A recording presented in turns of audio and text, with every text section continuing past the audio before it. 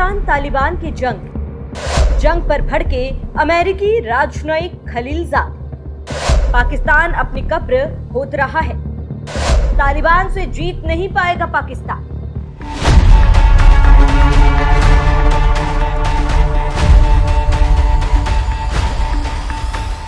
नमस्कार, आप देख रहे हैं एनएमएफ न्यूज और मैं हूं आपके साथ शालिनी पटनायक। तालिबानी विदेश मंत्री आमिर खान मुत्तकी भारत के दौरे पर 6 दिन के लिए आए तो पाकिस्तान के पसीने छूटने लगे। पाक मीडिया और पाक सरकार दोनों ने मुत्तकी के बयान की आलोचना करने लगे। अभी आमिर खान दिल्ली में ही थे कि पाक एयरफोर्स ने काबुल पर स्ट्राइक करके टीटीपी नेता नूर वली को मार दिया। बाद में ये बात भले ही झूठी निकली, लेकिन एक बात जरूर सामने आ गई कि अब फिर से तालिबान पाकिस्तान की जंग का नया अध्याय शुरू हो गया।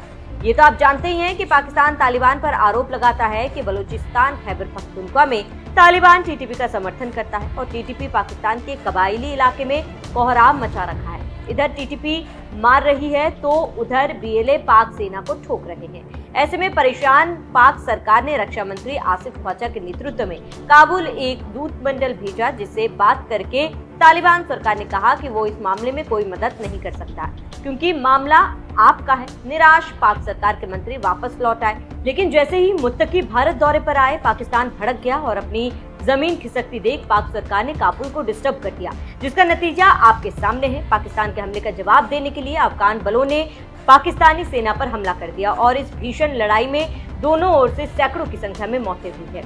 पाक अधिकारियों की माने तो 11-12 अक्टूबर की रात हुई लड़ाई में 23 पाक सैनिक मारे गए हैं। वहीं तालिबान ने 58 पाकिस्तानी सैनिकों को मारने का दावा किया और कहा कि 25 सैन्य चौकियों पर हमने कब्जा कर लिया है और इसी को देखते अमेरिका के कान खड़े हो गए। और इसी को लेकर अमेरिकी राजनीतिक विश्लेषक जालमय मामूजी खलीलजाद ने बड़ा बयान दिया है कि पाकिस्तान जो कर रहा है वो खुद अपनी कब्र खोदने के जैसा है। खास तौर से तालिबान के साथ तनाव पर खलीलजाद ने पाक आर्मी चीफ असीम मुनीर और पाकिस्तानी पीएम शहबाज शरीफ को चिताया। खलीलजाद ने कहा कि पाकिस्तान की नीतियां ही उसकी परेशानी बढ़ा रही, वो पड़ोस में नए नए दुश्मन पैदा कर रहा है, इससे आने वाले समय में उसको भारी नुकसान होगा। तो आप समझ सकते हैं कि कैसे खलीलजाद अपनी बात रख रहे हैं और सावधान कर रहे हैं। जानकारी देते चले कि खलीलजाद वही हैं जिन्होंने तालिबान अमेरिका के बीच समझौता कराया था और फिर अफगानिस्तान ने अमेरिका की वापसी हुई थी।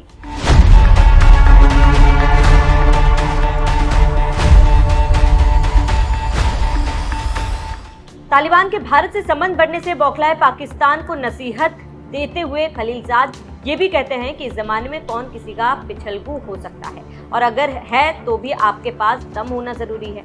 आप खुद भूखे नंगे हैं और अपने घर का राशन दूसरे देश के पैसे से मांगकर खा रहे हैं। ऐसे में एक गरीब को क्या मदद करेंगे? ऐसे में अगर वो अपना रास्ता बदल लेता है तो इसमें हर्ज क्या है?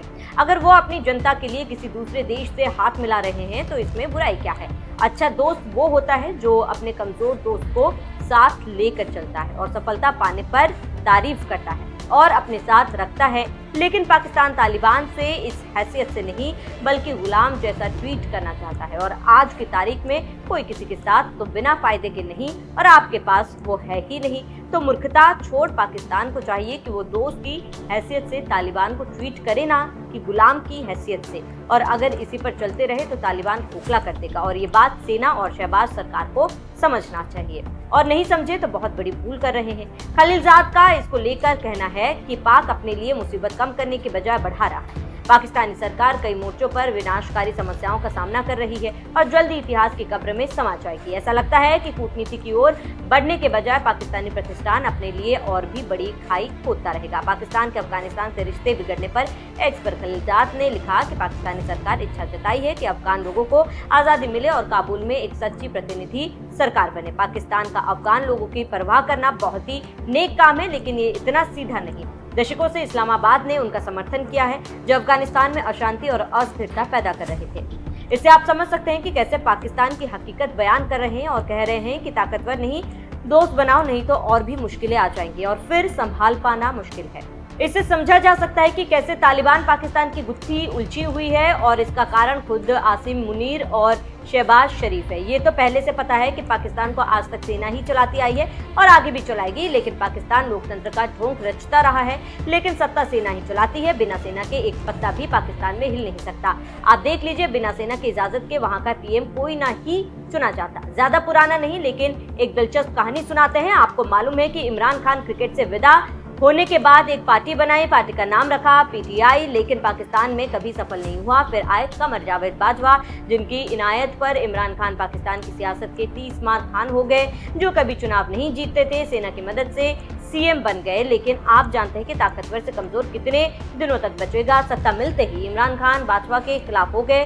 फिर क्या था, सेना ने चाल चली और इमरान खान ताश की पत्तों की तरह बिखर गए और आज जेल में है, क्योंकि सेना के खिलाफ पाकिस्तान में बोलना जुर्म है। सेना ही पाकिस्तान और सेना ही सत्ता है और पाकिस्तान में कुछ नहीं है। जो दिखता है पाकिस्तान में वो हकीकत नहीं, और जो नहीं दिखता वो हकीकत है। और इसी को लेकर खलीलजाद इशारा कर रहे हैं और कह रहे हैं कि पाकिस्तान में नागरिक सरकार के बजाय सैन्य प्रतिष्ठान देश चला रहा है। देश में दिखावटी चुनाव कराए गए हैं। ऐसे में इस्लामाबाद को दूसरे देशों को राय देने से बचना चाहिए। ये सलाह देने के बजाय पाकिस्तान के नेताओं को अपने देश की हालत पर ध्यान देना चाहिए। पाकिस्तानी नेताओं को यह पता लगाना चाहिए कि बलूचिस्तान और खैबर पख्तूनख्वा में चल रहे विद्रोहों को कैसे खत्म किया जाए। तो आप समझ गए होंगे कि खलीलजाद ने यह बात क्यों कही और इसका कारण क्या।